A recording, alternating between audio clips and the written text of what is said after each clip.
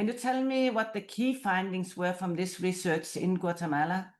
There are 6 points I would like to highlight.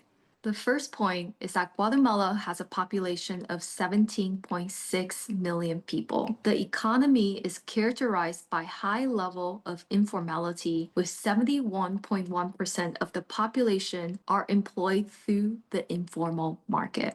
In 2023, according to the World Bank, it was estimated that 55% of the population lived in poverty, with multi-dimensional poverty affecting 61.1% of the population. Multi-dimensional poverty refers to a situation where people are deprived in several key areas in life, such as education, health, living standard, and access to basic service, not just income.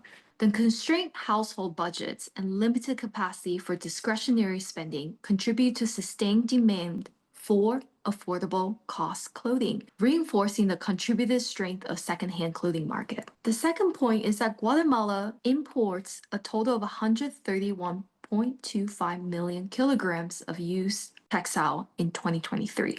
United States is the main supplier, with 98.1% to 99.1% of the market share. Given the high level of market concentration and analysis of the quality and waste within Guatemala's second-hand clothing sector is a large indicator of the characteristics of U.S. export under HS Code 6309. The third is that when we examine the 4 markets in Guatemala City, the waste accounts for between 9.2% and 11.8% of the total value, dropping to 5% when clothing are imported as fine sorted items. So when you look at Ropa Cruda, which is often referred to credential or original, and that means that it's unsorted when it enters Guatemala, 88% has an economic value and utility. The fourth is that we also learned that an integrated sorter, Megapaca, that has a retail chain, they also have set up their internal recycling facility, which they further utilize the remaining items, and they're able to reduce their waste percentage to 3.27%. The fifth is that when we were talking about global policy debate on regulating the textile industry, specifically secondhand clothing, it must reflect to the local realities of the receiving countries and the exporting countries. Trying to impose a one-size-fits-all solution, especially from upstream countries, risks disrupting vital value chain and exacerbating inequalities in countries such as Guatemala.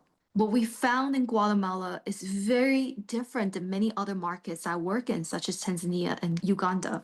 And finally, the last point is that secondhand clothing sector is a powerful driver for inclusive economic opportunity and sustaining livelihoods. It supports an expansive informal economy of micro retailers and vendors where formal employment is often scarce, especially for women. This is very interesting, especially what you said about livelihoods. It echoes our 2023 findings, which showed that the secondhand clothing sector in Guatemala supports jobs.